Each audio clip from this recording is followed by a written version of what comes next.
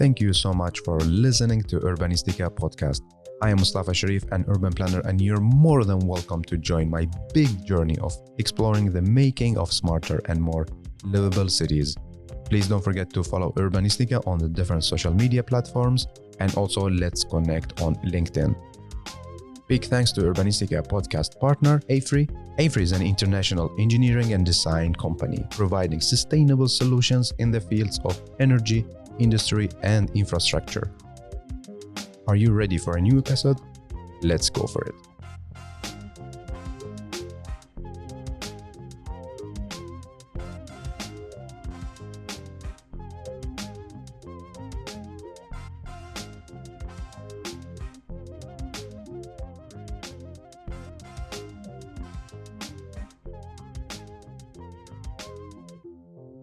Hello, and thank you so much for listening to Urbanistica Podcast. We have a great guest, one of my role models and idols, and also a legend in urban planning and city development. Welcome back to the Urbanistica Podcast, Professor Carlos Moreno. Hello, dear Mustafa. Happy New Year, 2024. Happy New Year. How are you doing? Fine, thank you. A very, very busy, very hectic year again, but Yes. so happy as well for a lot of projects and lot of activities.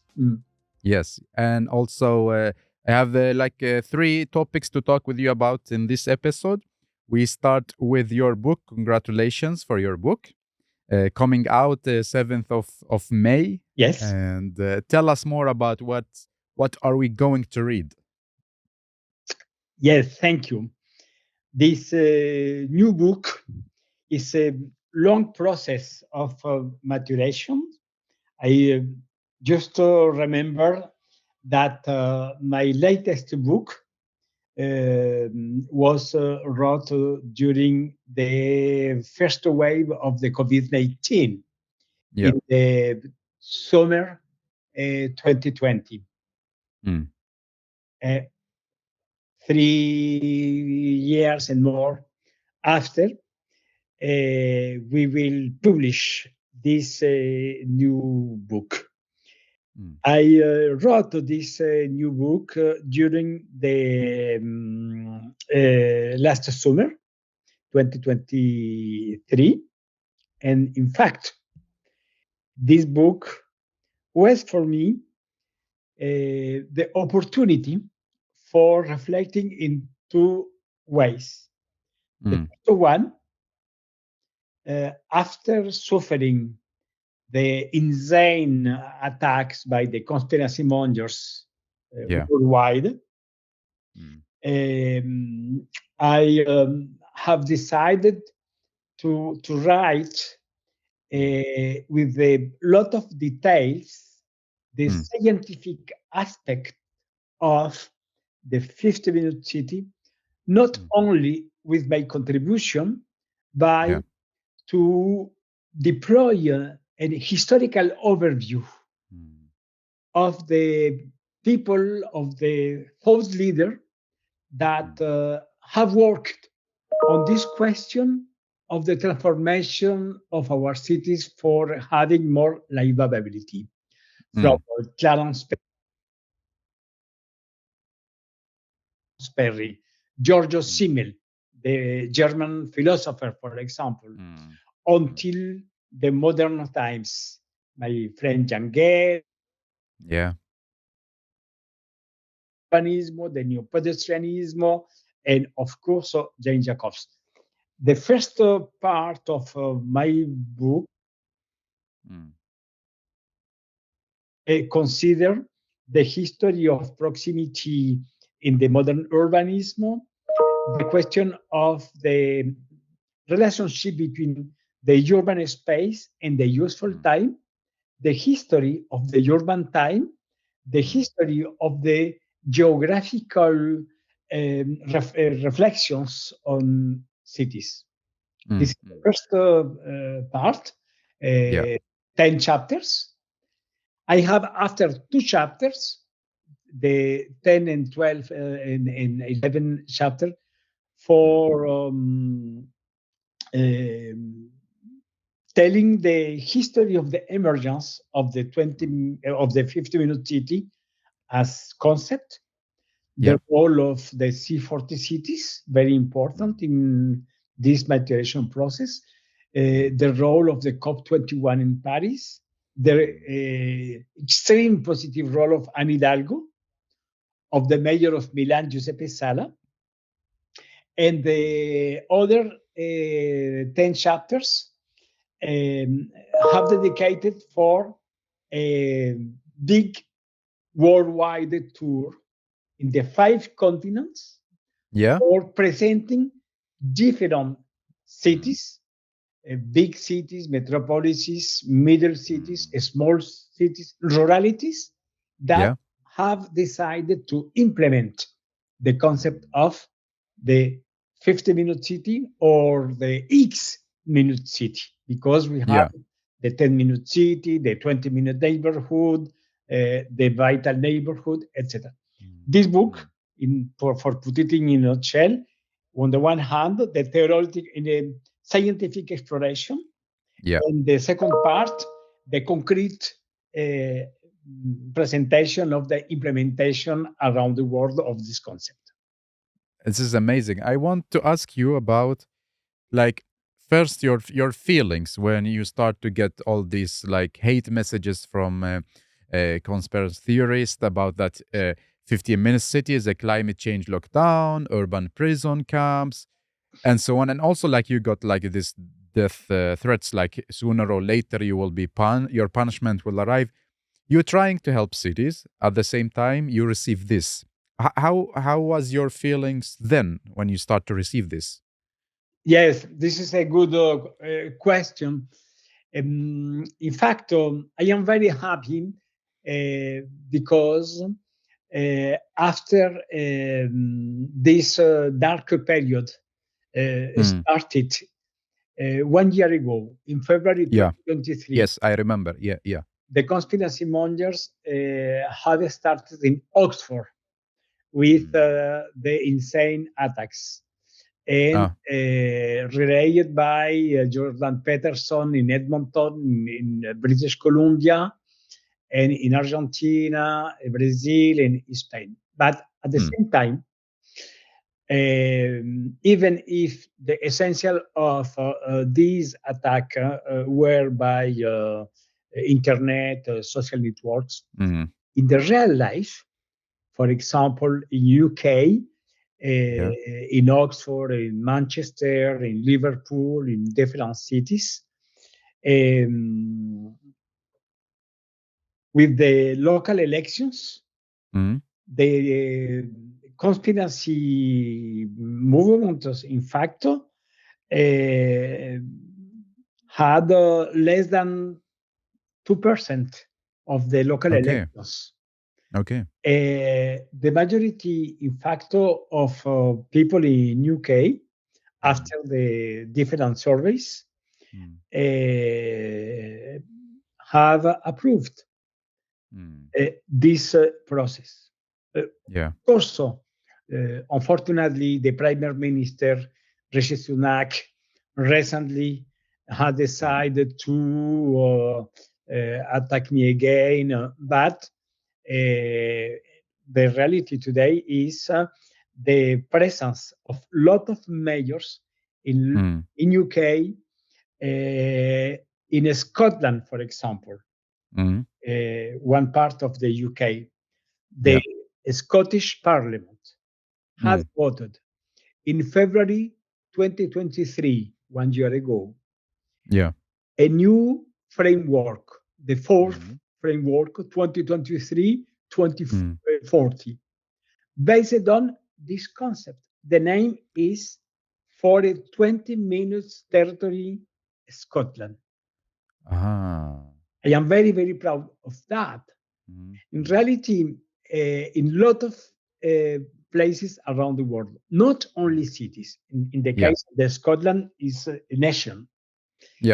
In Spain, recently, the new mandature of the Prime Minister Pedro Sánchez he has proposed during Mm. his electoral campaign the deployment of the new Spain of proximity.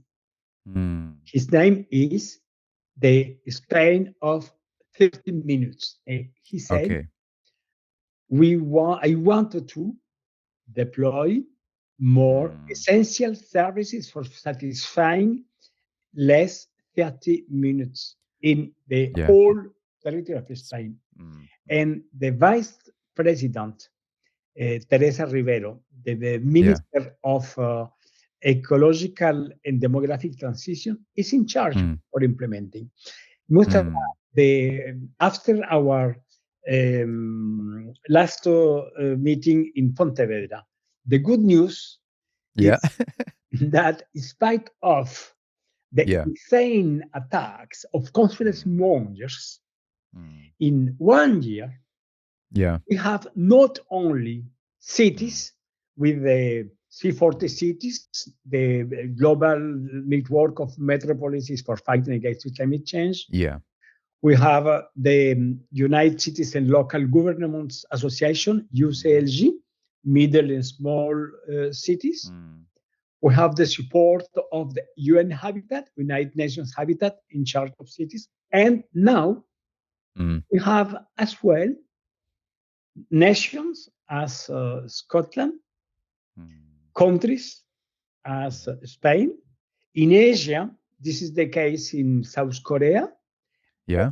We could identify Mm. the rise of the 50-minute city, the rise of the 30-minute territory, and I said now the rise of the happy proximity.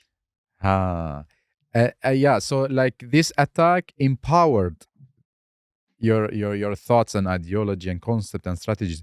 But tell me, Professor Carlos, about your feelings when you read this. How does Carlos feel inside?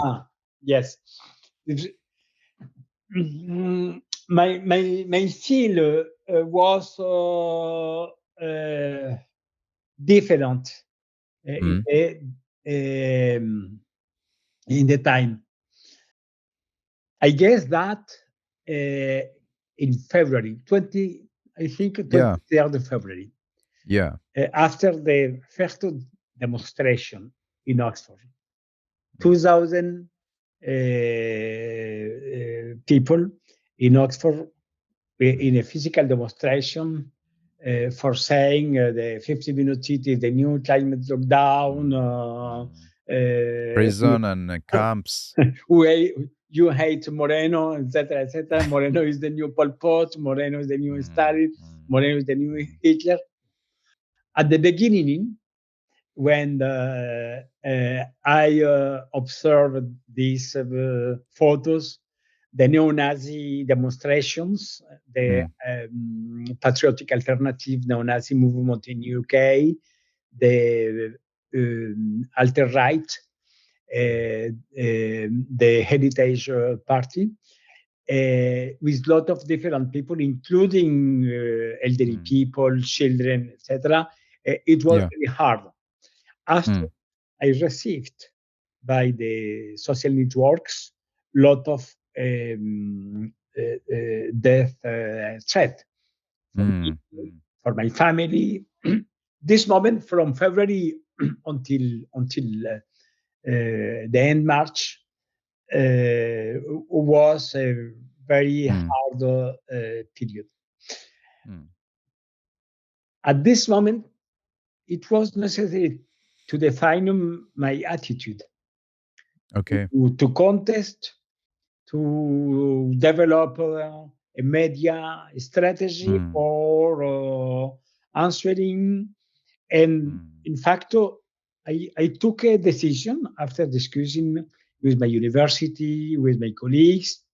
Yeah. My decision was to prefer be quiet and to nothing respond, to be silent.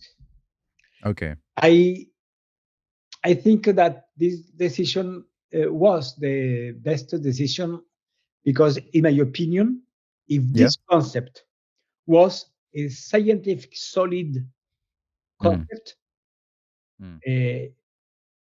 by itself, this concept will resist the different attacks. And in fact, lot of scientists, lot of colleagues in different places around the world have answered. I received the online petition started by our colleague in Netherlands. This online petition was signed by 6,000 scientists in just a few days. And the media, and in particular, the fact-checking journalists around the world, in all countries, have decided to explore the question as fact-checkers.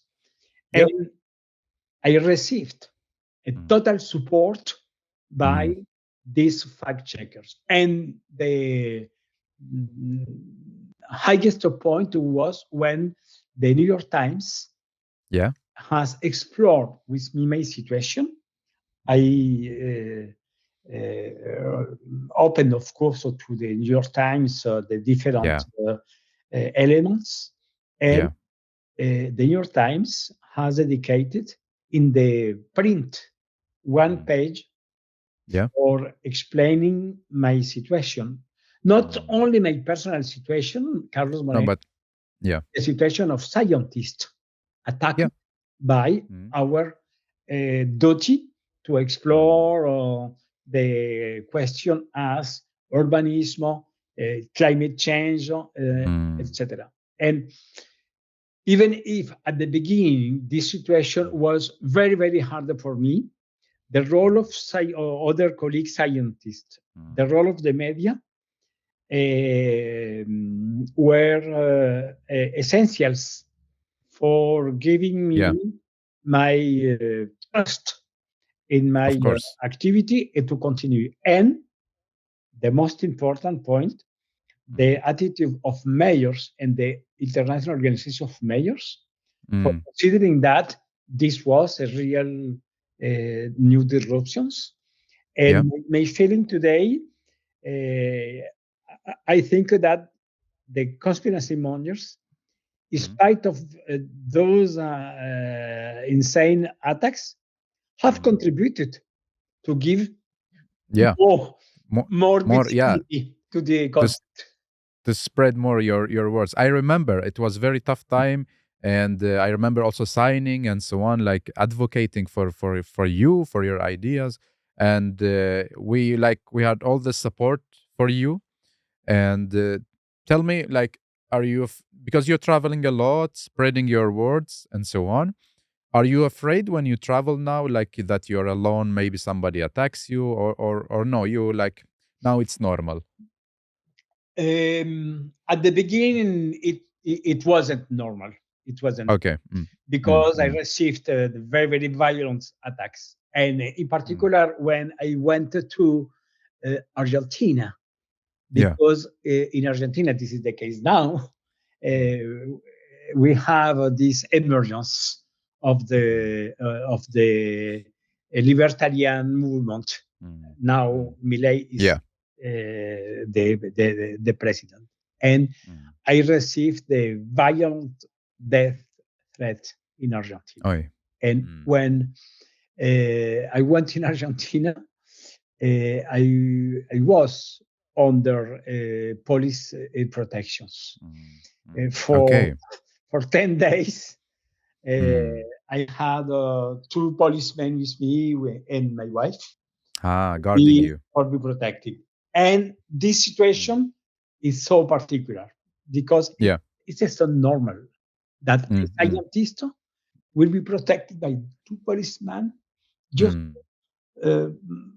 by executing our job to explore the new hypotheses for the transformation of our city.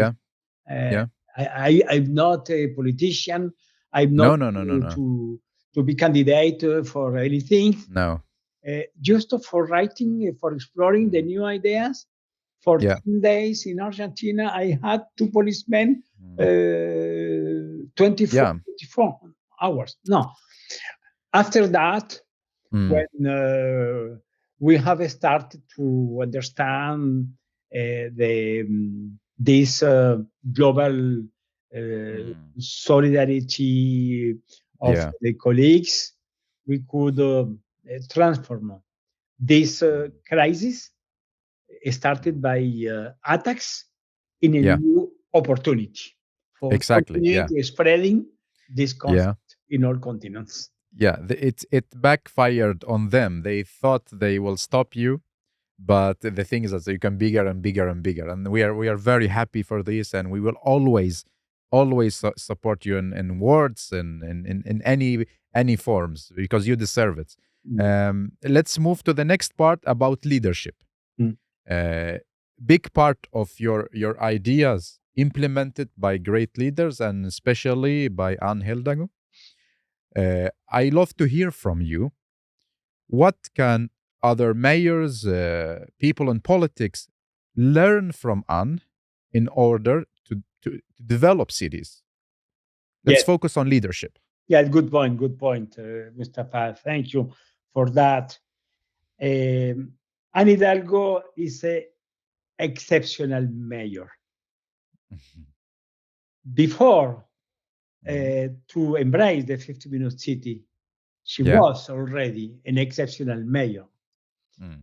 Anne Hidalgo is a very committed mayor for fighting against global warming. She was the former chair of the C40 cities for 3 years. Mm. She hosted in Paris in 2015 Mm. the mayors that came at the moment of the COP21 when Mm. the countries have signed the Paris Agreement. And at Yeah. this moment, Anne Hidalgo has organized with Mike Bloomberg and the C40 cities the summit 1,000 mayors for climate in Wow. 2015. Wow. Uh, and Anne Hidalgo has this particularity to do her proposals. This is not Mm. only the ideological concept. This is the Mm. concrete information. Even if Mm. Mm. these actions could be unpopular. Okay. The question, for example, of the transformation Mm. of the motor highway Yeah. among the Seine River, Mm. it was very unpopular because since 1962, Mm. we had the Banco River of the Seine transformed in a motor highway. Yeah. And this decision, of course, to ban cars of this Mm. motor highway for reconquering this area for being a new urban park Yeah. was very unpopular. And Anne Mm. Hidalgo has accepted to be unpopular. And today, this is Yeah. great success. Right? Yeah. Nobody thinks today to No. retransform this area No, in no, no, a no. new motor highway. But at No. this moment, it was very unpopular. And Exactly. I think that the leadership of Anne Hidalgo Mm. around the world, Mm. for a lot of mayors around the world to learn of Anne Yeah. Hidalgo is in particular her capability Mm. for having a vision, for Yeah. being pioneers, and to Mm. do, to do, to do. even if this measure is unpopular. Yeah. We need determination. We need to be courageous.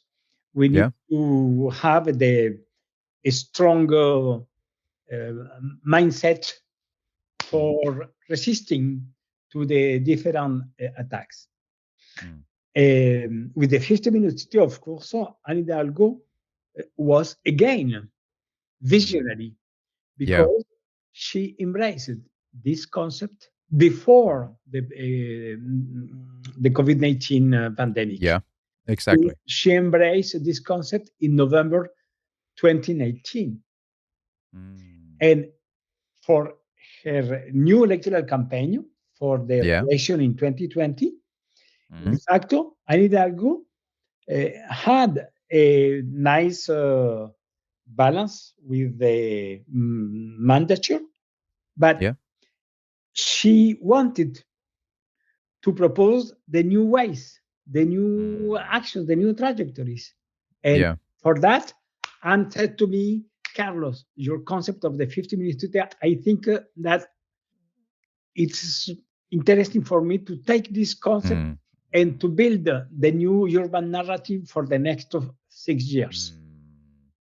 I think that for a lot of mayors around the world, we could learn that it is necessary to continue to reevaluate the urban policy for continuing to upgrade our mindset and to integrate the new challenges. And I could resume in a sentence, Anne Hidalgo has shown to the different measures the importance to have intensive dialogue with scientists for extracting the essential points in order to integrate it in the new trajectory. The respect of the Anne Hidalgo with scientists, her capability for exchanging and for taking one point, another point in her narrative is the extraordinary good point. Yeah. Professor Carlos, what do you think about ministers, people in politics, experimenting in cities, like building cities on the moon, doing different shapes of cities, like this kind of very, very new ways of doing cities? What do you think? Is this a good approach in creating like cities from scratch? A city from scratch, my activity is oriented to regenerate our cities. Existing cities. To take a city that exists today and to propose the new ways for transforming. Of course, I received a lot of proposals for integrating the teams for the new scratch cities in several points around the world. But I prefer to refuse this activity because we have today 8 million inhabitants in our planet. We have in Europe, the continent where I live, 75% of urban populations. I was born in South America, do you know? In South America today, the urban population is 84% of population. In North America, 86% of population. In cities that exist today. And each one of these cities are confronted to three complicated problems: global warming, economical situation with the increase of inequities, poverty, and the social exclusion and the populism. I prefer to dedicate my best effort to develop the new ideas for the city that exists today. Of course, I appreciate different colleagues that have decided to be involved in the emergence of the new cities, Neom in Saudi Arabia and others. But this is not my this is not my way. In our cities today, in reality, with the 50-minute city, we have generated a global movement. When I received in October 2022 the Scroll of Honor of congratulations. The very big. The decision of the jury was to recognize that we have generated a global movement. And this global movement is not only Moreno in the 50-minute city. This is Dan Gehl in Melbourne with the 20-minute neighborhood. Justin Bibb in Cleveland with Cleveland, the 15-minute city implementation is the mayor of Brussels. Philip Claus with the 10-minute Brussels is the mayor of Utrecht, who has developed the Utrecht 10-minute city. The Chinese movement, the community circle of 15-minute city. We have today a global movement based on the same idea, oriented for be customized in the different contexts. And the nickname for me is the global happy proximity. And a lot of people say today the 50-minute city 2.0, the new vibrant proximities, the green and thriving neighborhood, etc., etc. For me, it is a nice opportunity for continuing to explore the European Union, because you and me, we are living in Europe.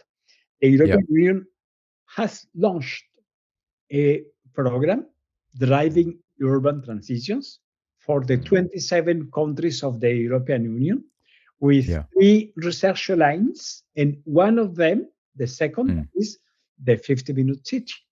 This is the request for proposal. We have today the second year now for emerging the collaborative project in the different cities, different stakeholders, different researchers, for promoting this concept in the concrete programs. I am totally happy with that, because this is no more my idea. This is an idea global in the common good of science and urban science. So, Professor, you prefer to focus on the existing cities instead of working on cities from scratch. And a lot of people, when they create something and become very successful, they start to think about 2.0 of this thing.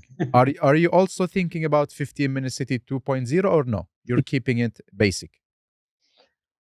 I will continue to explore this concept, 15-minute city, 30-minute territory, the happy proximity.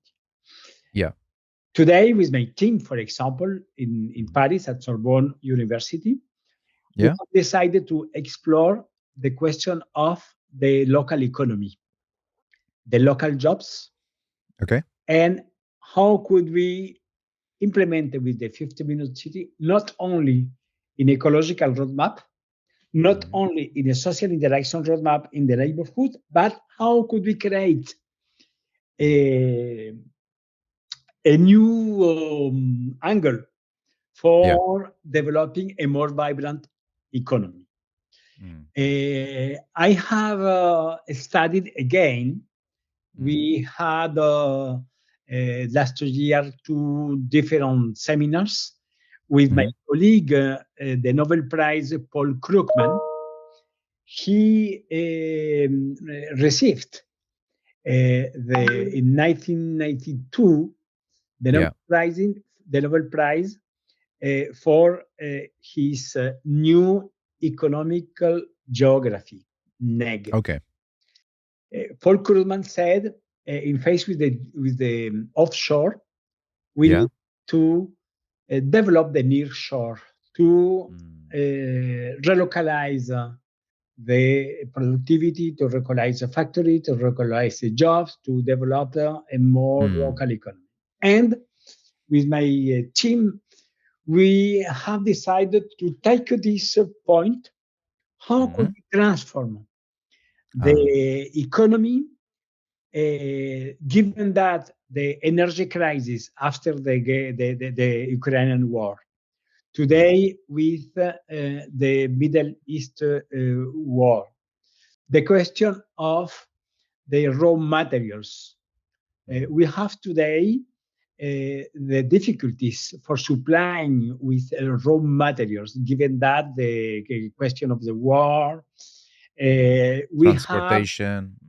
We have the question of the production with the local skills, the new products with the reduced consumption of energy and more local skills, more local interactions. I am convinced that this is a very concrete way for fostering a more vibrant economy based on the short circuits. The short circuits for me is one of the key for relocalizing jobs, for relocalizing the new economical relationships, for promoting a new employment, for generating the new economical ecosystem, for generating more added value, a new string of added value. I am convinced that the new developments of the flexible city to be related to the economy and to the access to jobs for transforming after the COVID.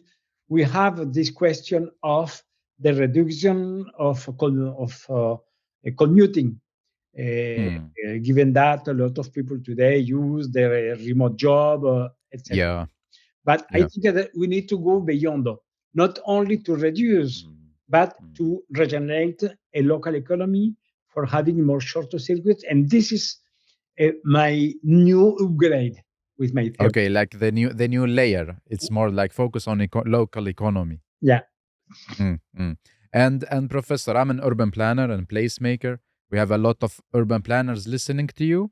They are implementing what you do when it comes to 15-minute city. What are the important skills that we should learn or develop to face the challenges that we have now or in the future? Yes.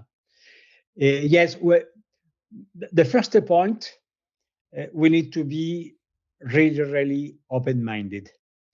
We need to consider that nobody has in a vertical discipline the solution for the complexity of the problems of cities. We need to generating a very powerful transdisciplinary ecosystem. We need a lot of different skills, of course, urbanism, architecture, sociologists, philosophers, mathematicians, computer scientists, geographers, for working in a collaborative way we need to create a global tapestry of skills, because we need to understand under different angles the complexity of cities, and the complexity is composed of interdependencies. A city is a complex system because we have a lot of interdependencies, lot of layers, lot of different specialties. Yeah. My first and essential advice to be open-minded, to reduce our part of ego, to be humble, Yeah. and to consider that we need to work with other disciplines for building these new theses, hypotheses, paradigms as a new social tapestry, global tapestry of cities. Yeah. Yeah. Great advice. And we finish back with your book. What are the languages now that book will be available? Is it English and? My first book, Droit des cités, was translated today in 8 languages. Then the new Wow. translations working in Yeah. progress, German and Japanese. Yeah. Wow. Amazing. Yeah. Amazing. And for your new book, you finished writing it, right? You finished, Yeah, or you're writing? in the summer, in the last summer, I finished. Okay, okay. What is the most boring moment when you write a book? The most yes, the most boring moment was the first 2 sentences. Because it's very complicated to start. To start a book is very, very complicated, because you have a sentence, no, this is not the good, another, no, this is not the good, no. Oh, well, okay. and I'm resigning. Okay, no. Yeah. I will continue. To start is so hard. Yeah. And what is the most fun moment, joy moment? The final point. When you put and finish. I put the point, finish. And very, I read very, very exciting. When you said it's okay. Yeah. I read it's also like forwarded by Gehl. In which way?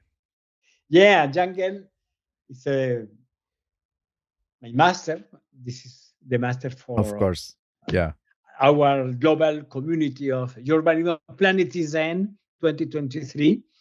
Yeah. Gave Jane Jacobs as the first past present urbanist, and Gehl, the first one of the contemporary urbanist. Yeah. And Gehl, I was this amazing dialogue in Copenhagen this summer during the World Congress of Architects. Yeah. And I was with Jan for having this outstanding moment, 20 minutes. This was a real dream. And I requested to Jan if he was available for writing the afterword for my book. Okay. Jan accepted immediately. Very humble. Yeah. Immediately, he was very happy, and he wrote a very, very powerful afterword. Amazing. Wow. Yeah. And I requested to Marta Thorne. Marta was the former executive director of the Pritzker Prize for more than 20 years. Now she's the senior advisor of the Nobel Prize. She lives in Barcelona. And I requested to Marta for writing the Foreword. Yeah. My book is So like, between yeah, Thorne, Gehl and Martha Thorne. it's like the best. And I can't wait to read. It is from the master of my master. Like I really, really waiting for it. Thank you so much, dear Mustafa. Yeah. And to finish this episode, in this podcast, you were from the beginning part of it. And today we are celebrating 400 episode. We have listeners from 140 countries. I love to hear a message from you to all our listeners. So we finish this episode, Professor Carlos Moreno. I want to say to listeners that never than more we need to rehumanize our cities. And this is a collective duty. This is a collective journey. And today, this is mandatory to deploy our best effort. Thank you for your commitment around the world for transforming our cities, for being more human, more livable. And thank you to Mustafa for offering this place for that. My pleasure. Thank you so much, Professor Carlos, for your valuable time. You always have our love and support all the time. So keep up the good work, keep loving cities, and see you around. Thank you, Mustafa. Thank you, dear friend. You are you rock, and we need. Thank you. Thank you. Take care.